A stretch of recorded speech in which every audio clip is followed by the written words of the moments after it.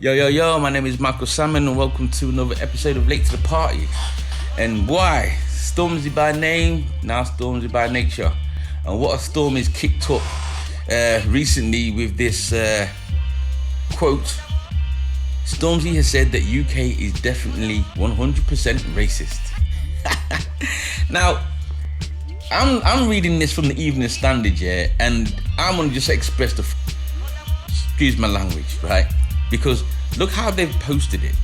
Stormzy has said that UK is definitely 100% racist, right? Then, this is what they've followed it up with. Asked whether UK is still a racist country, he said definitely 100%. It's like, oh no, we're not racist, but there's a lot of racism in the country. Did you see how, or did you hear how they twisted that narrative just then? Yeah? And a lot of people have jumped on the Stormzy saying England is racist or Britain is racist. And they've not listened, or they've not listened, or they've not taken in the actual truth of what he said. Because at the end of the day, all he said is, when he was asked the question, is Britain, or is there racism in Britain? Yeah, and this was from an Italian news article or news press or something like that. And all they asked him was, is there racism in Britain? And he said, yeah, 100%, of course it is. Because in Italy, they're having a race crisis and they're having a race issue problem. And you know what I mean? And he's not wrong in saying that.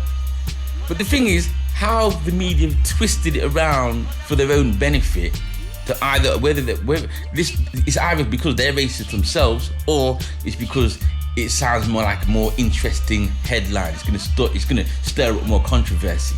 That's probably the main thing, right? But the way they twisted it to say, oh no, Stormzy said that Britain is racist. To me, that's an attack on Stormzy right there, right? But anyway, carrying on. Now, this is the bit I want to focus on, yeah? Because this is the part that I found the most interesting, right? And I'm not going to go through the whole article. That's for you to do, yeah? You shouldn't be listening to me and taking my word for it and just relying on my entertainment for you to get your news. You should be researching for yourself. And I say that to anyone out there who, like myself, who does commentary and stuff like that. You know what I mean? It's good to watch it and get an idea of what's going on, but at the same time, you want to do your own research and blah, blah, blah. But I'm not going to long you out with that, yeah? Going on, right, he goes on to say this. The difficult thing with UK, as you said, in Italy, it's a clear problem, yeah? Whereas trying to explain that Britain is a racist country is the most difficult thing ever, right? They think, no, it's not. Stormzy, look, you're successful. Look at London, there's lots of black people there. Yeah.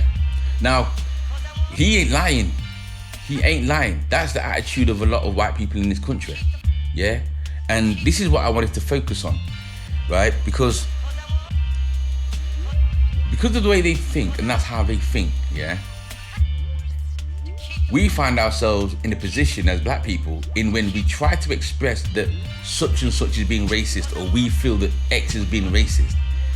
They want to kind of like either sweep it under the rug or deny it or turn a blind eye to us, right? And I think I have a reason, or I have an explanation for that. That major outrage this morning after a behavioral therapist was shot by an officer after he held his hands in the air, lying on the ground, his patient with autism sitting right nearby. ABC's Gio Benitez has more on this story. Good morning to you, Gio.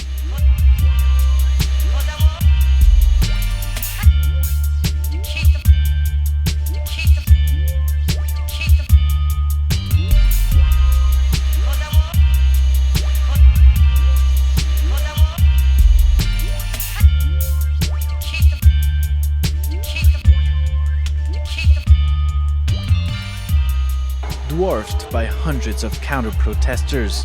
The rally against the removal of the statue of the Confederate Army's General Robert Lee turned into a standoff with anti-KKK protesters.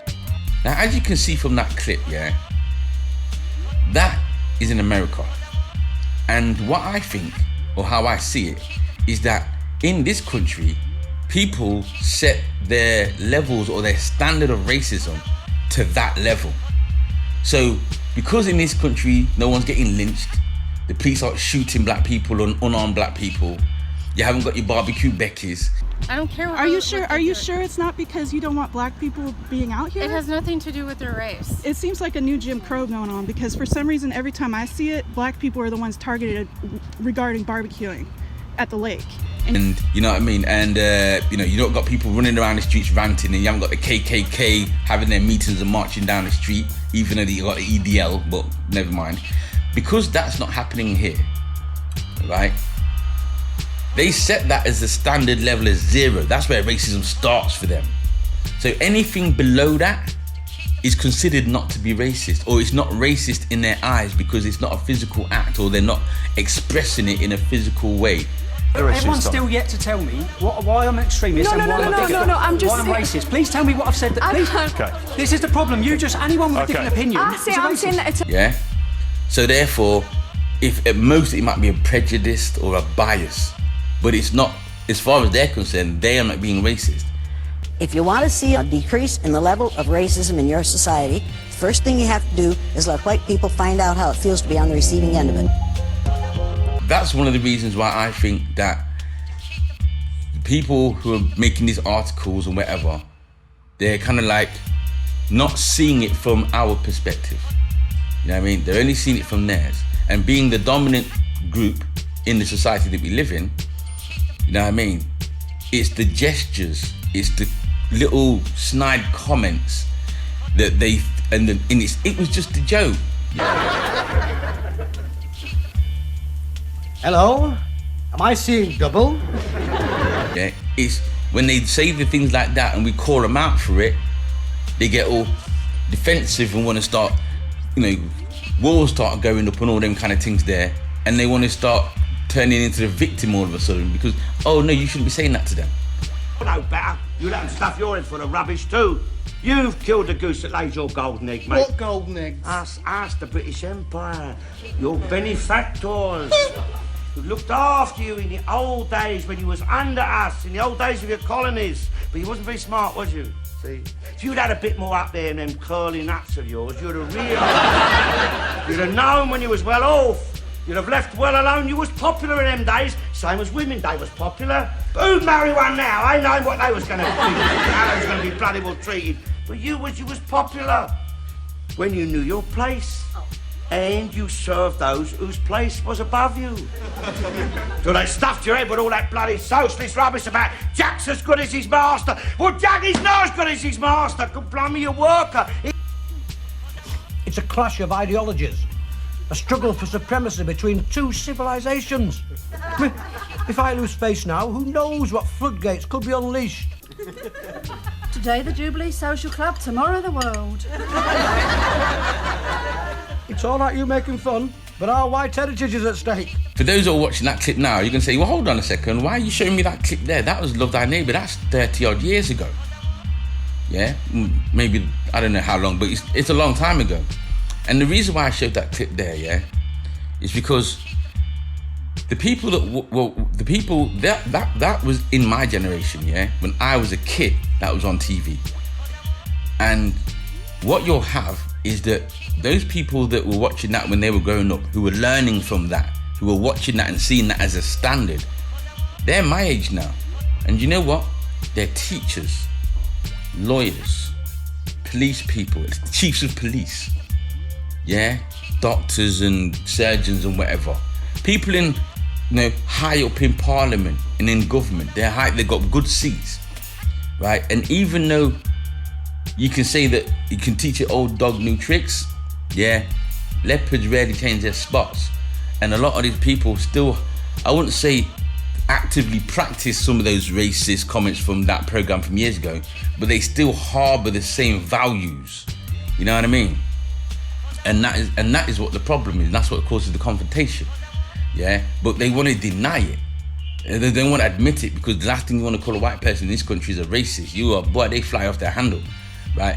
But you'll notice as soon as you say something to upset one of them, all of that rhetoric comes flying out the woodwork. You black, this, that, and the other, da. As soon as you make them mad. Unfortunately, there's a small minority that will use the word racism. They bandy it around when it's not. Let's use the word political correctness. You're not allowed to use the word gollywog anymore. I don't like. To me, it's not offensive to you. I don't bar black shit. What's that about? What's strange is that you've got the blue-eyed people actually sort of arguing that racism isn't a problem. Yeah, the blue-eyed people are defending the system. They're saying, you know, we all have to suffer, it's difficult for all of us. You know, the guy's saying, well, I can't get the right size shirts, you know, this kind of thing. And they're still not recognising the difference in the scale of what's being experienced by minority groups as opposed to what most people in society are putting up with, which are minor inconveniences by comparison. It's all beneath the surface. But anyway, right, I'm going to do a whole episode going way deeper into it than this, yeah? And but I just wanted to express this while, you know, it's still relevant, because you know how the cycle of, we know how the cycle is, you know what I mean? Give it Christmas Day and it's all forgotten about. So let me know in the comments below, you know what I mean? Was Stormzy saying, or do you think Stormzy was advocating that Britain is 100% racist? Or did you understand that when he was asked the question, is there racism in Britain, he just said, yes, there is 100%. Let me know in the comments below. My name is Michael Salmon and this is Late to the Party. And don't forget to subscribe, like and share and all that good stuff. Yo, I'm out. Peace.